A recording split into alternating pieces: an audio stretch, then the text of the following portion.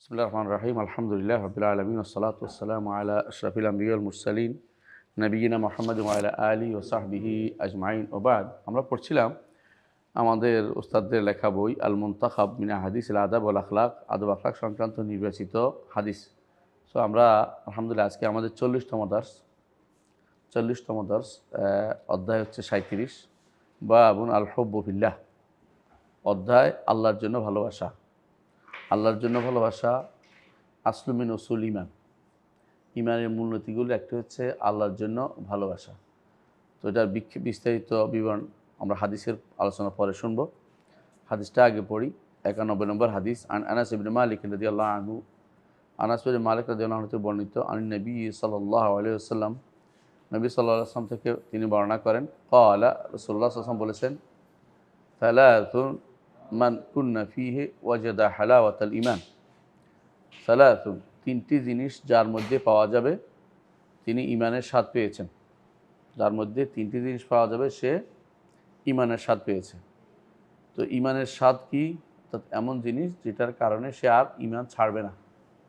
ঈমান ছাড়বে না তিনটা জিনিস পাইলে। এক নম্বর হচ্ছে আইয়াকুন আল্লাহ ওয়া রাসূলু আহাব্বা ইলাইহি মিম্মা সাওয়াহুমা। আল্লাহ এবং রাসূল তার কাছে অন্য সব, এই দুইজন মানে আল্লাহ এবং রাসূল ছাড়া অন্য সব কিছু বেশি প্রিয় হবে। অর্থাৎ তার কাছে আল্লাহ এবং রাসূল বেশি প্রিয় হবে সব কিছুর চেয়ে, দুনিয়ার সব কিছুর চেয়ে। আর আল্লাহকে তো লেদাতেই ভালোবাসতে হয় সত্তাগতভাবে, আর রাসূলুল্লাহ সাল্লাল্লাহু আলাইহি ওয়াসাল্লামকে ভালোবাসতে হয় আল্লাহর জন্য। আর রাসূলুল্লাহ সাল্লাল্লাহু আলাইহি ওয়াসাল্লাম কেমন ভালোবাসতে হবে? দুনিয়ার সব কিছুর চেয়ে বেশি। পিতা মাতা, সন্তান সন্ততি, সম্পদ, মানে যত কিছু আছে সবার চেয়ে বেশি ভালোবাসতে হবে কাকে? এমন নফসের চেয়েও, নিজের জাত সত্তার থেকেও বেশি ভালোবাসতে হবে রাসূলুল্লাহ সাল্লাল্লাহু আলাইহি ওয়াসাল্লাম। তো আল্লাহ রাসূলুল্লাহ সাল্লাল্লাহু আলাইহি ওয়াসাল্লাম ভালোবাসা হচ্ছে আল্লাহর জন্য। তাহলে আল্লাহর রসুলের যেই জন্য ভালোবাসতে হবে আল্লাহকেও সে একই কারণে ধীরে ধীরে চলে আসে। এটা কি? রসুলকে যদি ভালোবাসি আল্লাহকে ভালোবাসে। এই জন্য আল্লাহ তাআলা বলছেন, কুল ইন কুনতুম তুহিব্বুনাল্লাহা ফাত্তাবিউনি। রসুল অনুসরণ তখনই শুদ্ধ হবে যখন তাকে সত্যিকার অর্থে ভালোবাসেন। হ্যাঁ, নাহলে কিন্তু অনুসরণটা আপনার শুদ্ধ হলো না। তো সেই হিসাবে দাবিটা শুদ্ধ হলো না যে তিনি ভালোবাসেন। যদি সত্যি সত্যি রসুলকে অনুসরণ করেন, বোঝা গেল আপনার দাবিতে আপনি শুদ্ধ, যে আপনি আল্লাহকে ভালোবাসেন, রসুলকে ভালোবাসেন। দ্বিতীয়টা হচ্ছে, প্রথমটা হচ্ছে কি? ভালোবাসতে হবে আল্লাহ এবং তার রাসূলকে, তাই না? দ্বিতীয় হচ্ছে আন ইউহিব্বাল মারআ লা ইউহিব্বু ইল্লা লিল্লাহ। কাউকে যদি ভালোবাসেন একমাত্র আল্লাহর জন্য ভালোবাসেন, এটা দ্বিতীয়টা। আরেকটা হচ্ছে আন ইয়াকরাহা আন ইয়াউদা ফিল কুফরি কামা ইয়াকরাহু আন ইউকযাফা ফিন নার। একজন মানুষ আগুনে নিক্ষিপ্ত হওয়াকে যেমন ঘৃণা করে, অপছন্দ করে, তেমনি কুফরিতে তাকে ফিরে যাওয়া তার কাছে এত অপছন্দনীয় জিনিস। সে মনে করবে যে কুফরিতে ফিরে যাওয়া মানে আগুনে পুড়ে যাওয়া, নিঃশেষ হয়ে যাওয়া। অর্থাৎ তার জীবনের এটুকু যদি বুঝতে পারে তিনটা জিনিস, ভালোবাসতে হবে আল্লাহর জন্য, ভালোবাসতে হবে আল্লাহ এবং রাসূলকে বেশি ভালোবাসতে হবে, একটা হচ্ছে ঈমানকে ভালোবাসতে হবে, যে কুফরের দিকে ফিরে যাবে না। এই তিনটা যে ব্যক্তি অর্জন করতে পারবে সে ব্যক্তি ঈমানের স্বাদ পেয়েছে। এই হলো হাদিসটি। আমরা আরও দুইটা হাদিস পড়বো এটা ছাড়াও ইনশাআল্লাহ, অথবা আরও তিনটে হাদিস পড়ব। এই হাদিসটার মূল কথা হচ্ছে আল্লাহর জন্য একে অপরকে ভালোবাসতে হবে। আল হুব্বু ফিল্লাহ, এটার জন্য নিয়ে আসছে। তো আমরা যদি দেখি রাসূলুল্লাহ সাল্লাল্লাহু আলাইহি ওয়াসাল্লাম সাহাবীদের মধ্যে আল্লাহ তাআলা প্রশংসা করেছেন, মুহাম্মাদুর রাসূলুল্লাহ ওয়াল্লাযিনা মাআহু আশিদ্দাউ আল কুফার রুহামাউ বাইনাহুম। মুহাম্মাদুর রাসূলুল্লাহ, মুহাম্মদ আল্লাহর রাসূল, তার সাথে যারা আছে তারা কাফেরদের জন্য কঠোর, ঈমানদারদের জন্য অত্যন্ত দয়াদ্র। সূরা ফাতির 29 নম্বর আয়াত।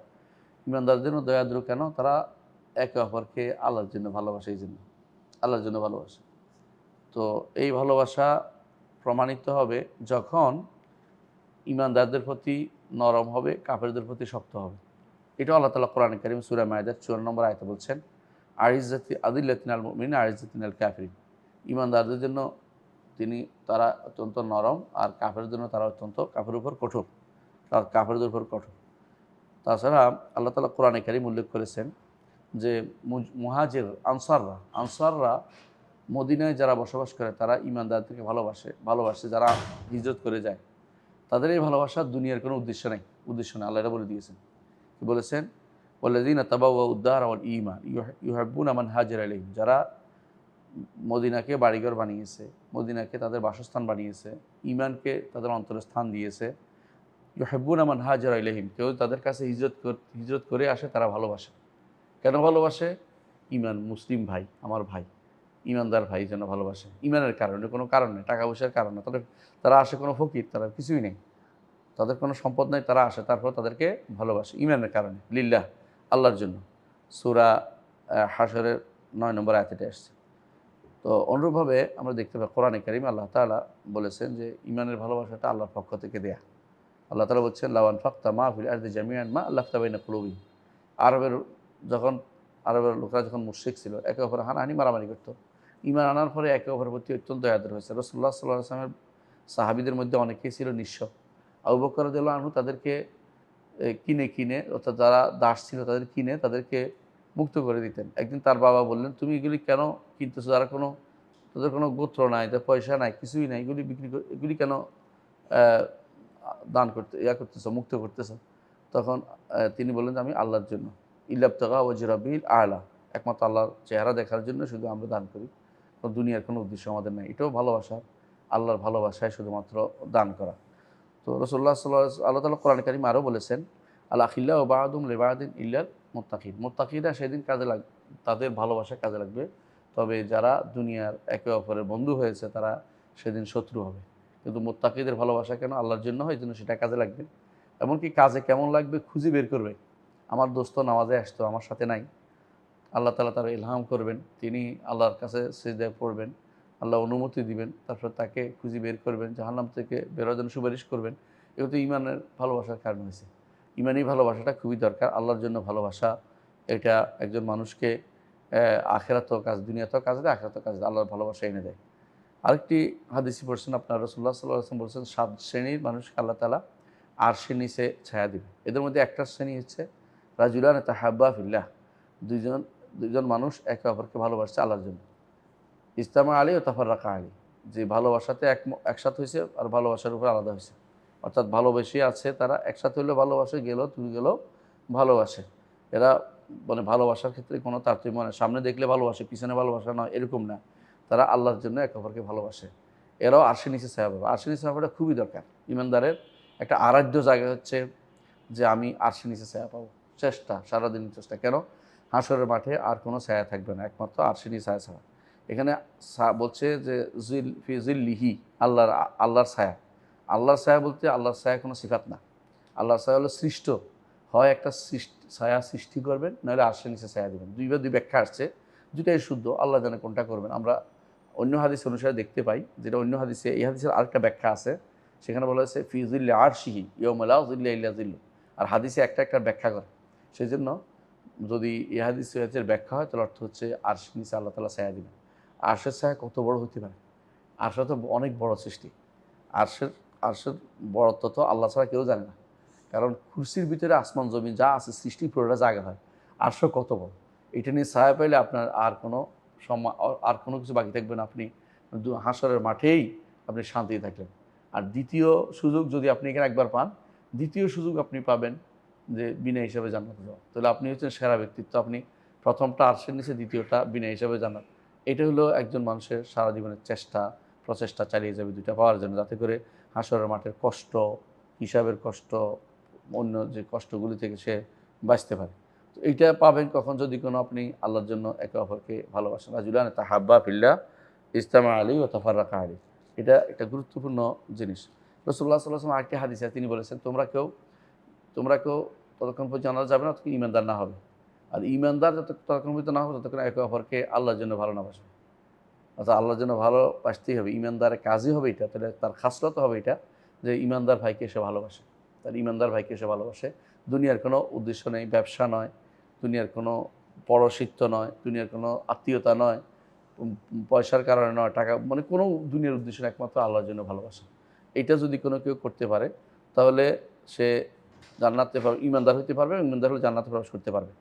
তো এই হাদিস শেষে রাসূলুল্লাহ সাল্লাল্লাহু আলাইহি ওয়াসাল্লাম বলেছেন, তোমাদেরকে আমি জানিয়ে দেব না যে এমন একটি কাজ করলে তোমরা একে অপরকে ভালোবাসবে, সেটা হচ্ছে আফসুস সালাম বাইনাকুম, তোমাদের সালামের প্রচার প্রসার ঘটাবে, একে অপরের সালামের মধ্যে প্রচার প্রসার ঘটাবে। আরেকটি হাদিসে রাসূলুল্লাহ সাল্লাল্লাহু আলাইহি ওয়াসাল্লাম বলেছেন আনসারদের ব্যাপারে, লা ইউহিব্বুহুম ইল্লা মুমিন, আনসারদেরকে ভালোবাসে শুধু ঈমানদার এবং তাদেরকে ঘৃণা করে শুধু মুনাফিক। এর অর্থ হচ্ছে আনসাররা হচ্ছে সাহাবী।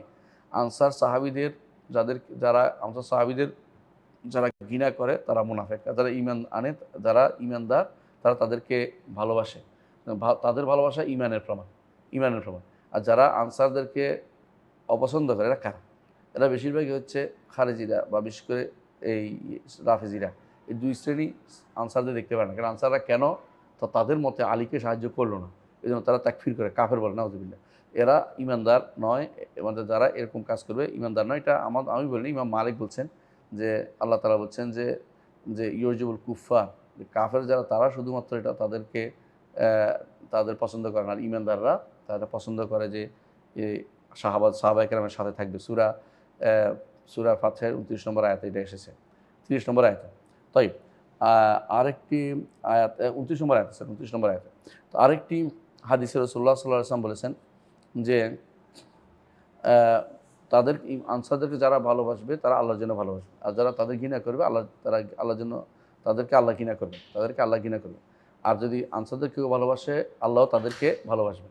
তাহলে বোঝা গেল যে সাহাবায়ে কেরামের ভালোবাসা এটা আল্লাহর জন্য ভালোবাসা, আল্লাহর জন্য ভালোবাসাটাকে আমাদের সব জায়গায় প্রাধান্য দিতে হবে।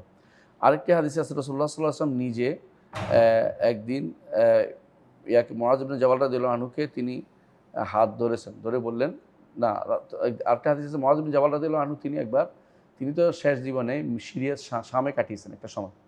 তো শামে কাটানোর সময় আবু ইদ্রিস আল খাওলানি রহমতুল্লাহ আলাইহি তিনি বললেন যে আমি মসজিদে ঢুকে দেখি যে সব মানুষ ওনার পাশে, একটা মানুষের পাশে গুরগুর করতেছে, জিজ্ঞাসা করতেছে, প্রশ্ন নিতেছে, শিক্ষা নিতেছে। তো আমি জিজ্ঞাসা করলাম যে এই লোকটিকে এত বার্রাকুসানায়া, দাঁত সুন্দর, কথা সুন্দর, লোকটাকে বললো যে তিনি হচ্ছেন মুআয ইবনে জাবাল রাদিয়াল্লাহু আনহু, রাসূলুল্লাহ সাল্লাল্লাহু আলাইহি ওয়াসাল্লাম সাহাবী। তো আবু ইদ্রিস আল খাওলানি বলেন যে তিনি ওখানে খুব বিখ্যাত ব্যক্তিত্ব ছিলেন। তো তিনি বললেন যে আমি ওই দিন বসলাম, পরের দিন যাই ওনাকে আগে পেলাম, মনে করি আগে ওনাকে ধরবো, দেখি যে আমার আগে বহু মানুষ আগে চলে আসছে ওনার কাছে শিক্ষা। তারপর তিনি সালাত আদায় করে আমি বললাম যে আপনাকে আমি আল্লাহর জন্য ভালোবাসি। তিনি বললেন যে সত্যি আমাকে আল্লাহর জন্য ভালোবাসতে? হ্যাঁ, আল্লাহর জন্য। ও আল্লাহ, ও আল্লাহ। তাহলে বললেন যে তুমি তো আল্লাহর জন্য ভালোবাসতে, তাহলে তোমাকে আমি একটা হাদিস শুনি, তোমাকে একটা হাদিস শুনি। রাসূলুল্লাহ সাল্লাল্লাহু আলাইহি ওয়াসাল্লাম বলেছেন, এই হাদিসটা বলার জন্য রাসূলুল্লাহ সাল্লাল্লাহু আলাইহি ওয়াসাল্লাম বলেছেন যে ওয়াজাবাত মাহাব্বাতি লিল মুতাহাব্বিনা ফিয়া, আমার ভালোবাসা তাদের জন্য ওয়াজিব হয়ে গেছে। আল্লাহ তাআলা বলছেন হাদিসে কুদসিতে, আল্লাহ তাআলা বলছেন হাদিসে, আমার ভালোবাসা তাদের জন্য ওয়াজিব হয়ে গেছে যারা একে অপরকে আমার জন্য ভালোবাসে। অর্থাৎ আমরা যদি একে অপরকে আল্লাহর জন্য ভালোবাসি, আল্লাহর ভালোবাসা আমাদের জন্য অবধারিত হয়ে যাবে। আবার আরও বলেছেন ওয়ালিল মুতাজালিসিনা ফিয়া, আমার জন্য একে অপরের কাছে বসে। এই যে বসাটা একে অপরের কাছে, এটাও যদি কোনো হয় আল্লাহর জন্য, এটাও ভালোবাসাকে ওয়াজিব করে দেয়, আবশ্যক করে দেয়।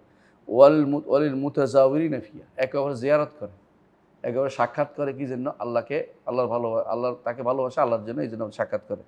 ওয়ালিল মুতাবাদিলিনা ফিয়া, খরচও করে। অর্থাৎ আপনার সাথে গেছে সে খরচ করে, আপনি সব খরচ করবেন কি জন্য? আল্লাহকে ভালোবেসে, তার জন্য, মানে তাকে আল্লাহর জন্য ভালোবেসে তার জন্য খরচ করবেন। এই 4 শ্রেণীর কথা তিনি বলেছেন, মুতাহাব্বিনা, মুতাজালিসিনা, মুতাবাদিলিনা, মুতাজাওয়িরিনা। এই 4 শ্রেণীর জন্য আল্লাহর ভালোবাসা ওয়াজিব। ইমাম মালিক হাদিসটি বর্ণনা করেছেন এবং হাদিসটি সনদ সহিহ। অর্থাৎ আল্লাহর ভালোবাসা তাদের জন্য অবধারিত হয়ে যায়। আরেকটি হাদিসে রাসূলুল্লাহ সাল্লাল্লাহু আলাইহি ওয়াসাল্লাম বলেছেন, এটা ইমাম আহমদ বর্ণনা করেছেন, তিরমিজি বর্ণনা করেছেন। রাসূলুল্লাহ সাল্লাল্লাহু আলাইহি ওয়াসাল্লাম বলেছেন, আল মুতাহাব্বুনা ফি জালালি, আমার জন্য যারা একে অপরকে ভালোবাসবে, লাহুম মানাবিরা মিন নূর ইয়াগবিতুহুমুন নাবিয়্যুনা শুহাদা, তাদের জন্য নূরের মিম্বর থাকবে। অর্থাৎ নূরের মিম্বর তো আমরা বুঝি বিশাল বিশাল নূরের থাকবে, তারা একে অপরকে দেখা যাবে দূর থেকে, যারা অমুকে আছে, অমুক এখানে দাঁড়িয়ে আছে, তাদের জন্য নূরের মিম্বর থাকবে। ইয়াগবিতুহুমুল নাবিয়্যুনা শুহাদা, তাদেরকে নবী এবং শহীদরা তারা পর্যন্ত গ্রেপ্তার করবে। গ্রেপ্তার শব্দের অর্থ হচ্ছে সাধারণত দুনিয়ার বুকে আমার একটা জিনিস দেখলে অনেকে পছন্দ হলে অনেকে বলে ইস ওটা না, আমার যদি হইতো এটা, এলো গিফতা। কিন্তু নবী এবং শহীদরা গিফতা করার অর্থ হচ্ছে তারা অনেক বিশাল কিছু মনে করবে, মানে এটা মনে করবে তারা এই লোকগুলি অনেক কিছু পেয়েছে। কারণ নবী শহীদরা এর চেয়ে উপর, কোনো সন্দেহ নেই। কিন্তু এরা নবী শহীদরা এদের কাজটাকে ভালো মনে করবে, এদের পুরস্কারটাকে বিশাল কিছু মনে করবে, এটা বিরাট ব্যাপার। এর অর্থ হচ্ছে আল গিফতা। তো গিফতা 2 প্রকার আছে, একটা হচ্ছে আরেকজনের সম্পদ আমার হওয়া, আরেকটা হচ্ছে আরেকজনের সম্পদকে ভালো জানা। এই দুইটাই গিফতা। এই দুইটা এখানে যেটা হচ্ছে, এটা হচ্ছে আরেকজনের সম্পদকে ভালো মনে করা যায়, এটা বিশাল ভালো কিছু পাইছে সে ব্যক্তি। হ্যাঁ, আমরা সাধারণত যদি কেউ ভালো কোনো কিছু পায়, ভালো কিছু আমরা অনেকে মনে করি আমি যদি পাইতাম এরকম। কিন্তু যদি কোনো যারা মন বড় তারা মনে করে সে পাইছে, এটা আমি খুশি করে বলতে থাকি মানুষকে। এটা হচ্ছে বড় মনের অধিকারী। তো সাহাব যেহেতু নবীরা এবং শহীদরা তারা আরও বড় মর্যাদার অধিকারী, তারা এদের নিয়ে খুশির প্রকাশ করবে। আরেকটি হাদিসে রাসূলুল্লাহ সাল্লাল্লাহু আলাইহি ওয়াসাল্লাম বলেছেন যে একদিন আনাস ইবনে মালিক রাদিয়াল্লাহু আনহু বললেন যে আমি একদিন রাসূলুল্লাহ সাল্লাল্লাহু আলাইহি ওয়াসাল্লামের কাছে ছিলাম, এক লোক এসে বললেন, ইয়া রাসূলুল্লাহ, একজন মানুষ একজনকে ভালোবাসে কিন্তু তার মতো হইতে পারে না, কোনোভাবেই চেষ্টা করেও তার মতো হইতে পারছে না। রাসূলুল্লাহ সাল্লাল্লাহু আলাইহি ওয়াসাল্লাম বললেন যে আলমারউ মা মান আহাব্বা, একজন মানুষ যার সাথে তার ভালোবাসা তার সাথে তার হাসর হবে। তিনি বললেন যে আমার জীবনের জন্য এটা সবচেয়ে খুশির দিন, কারণ আমি রাসূলুল্লাহ সাল্লাল্লাহু আলাইহি ওয়াসাল্লামকে ভালোবাসি, আবু বকরকে ভালোবাসি, ওমরকেও ভালোবাসি। আমি চাই তাদের সাথে আমার হাসর হোক। এই ভালোবাসা লিল্লাহ এবং ফিল্লাহ, এই ভালোবাসা হচ্ছে আল্লাহর জন্য ভালোবাসা।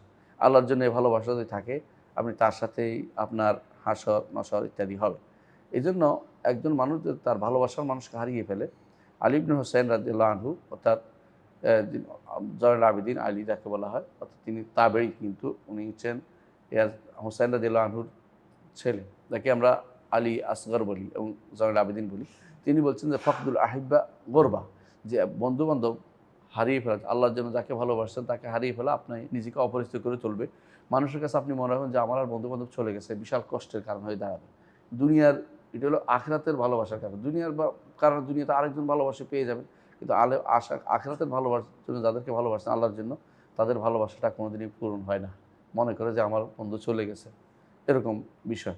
আবার তাওস ইবনে কায়সান ওনারা কী করতেন, নিজের ভালোবাসার লোকদেরকে এত বেশি সময় দিতেন যে এমনকি একবার তিনি তাকে সময় দিয়েছেন, সময় দিতে দিতে তার হজের টাইম চলে গেছে, তারপর তিনি সময় দিয়েছেন গুরুত্ব দেওয়ার জন্য, যে ভালোবাসার মানুষকে গুরুত্ব দিয়ে আপনি সময় দিবেন, ওই যে একসাথে বসার কথাটা আসছে এই জন্য।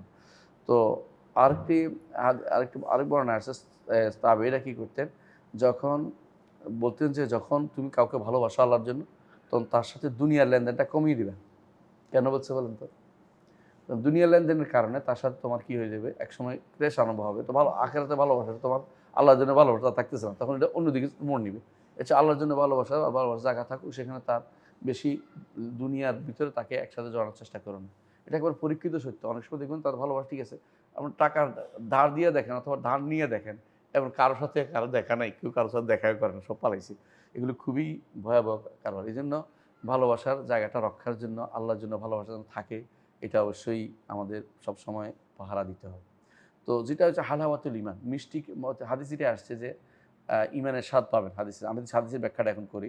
ঈমানের স্বাদ পাবেন, অর্থাৎ ঈমানের স্বাদ পেলে আপনি কী করবেন, এই ঈমানের স্বাদ পাইলে ঈমান রক্ষার জন্য যে কোনো কষ্ট সহ্য করতে আপনি রাজি হবেন, স্বাদ পেয়েছেন আপনি। এই জন্য বেলাল রাদিয়াল্লাহু আনহু ঈমান রক্ষার জন্য যে কোনো কষ্ট সহ্য করেছেন। সুমাইয়া রাদিয়াল্লাহু আনহা সহ্য করেছেন। আম্মার ইবনে ইয়াসের পিতা ইয়াসের তিনিও সহ্য করেছেন। অর্থাৎ ইয়াসের কি কষ্ট সহ্য করেছে। এইভাবে মদিনাতে প্রত্যেকেই ঈমান রক্ষার জন্য কষ্ট সহ্য করেছে। মক্কাতে সহ্য করেছে, সহ্য করার পরে এমনকি না পারতে কোথায় গেছে? হাবশা হিজরত করেছে, কেউ মদিনা হিজরত করেছে। সোহাইব আর রুমি রাদিয়াল্লাহু আনহু, তার মক্কাতে অনেক সম্পদ ছিল, সব ছেড়েছেন। কারণ ঈমানের স্বাদ পেয়েছেন।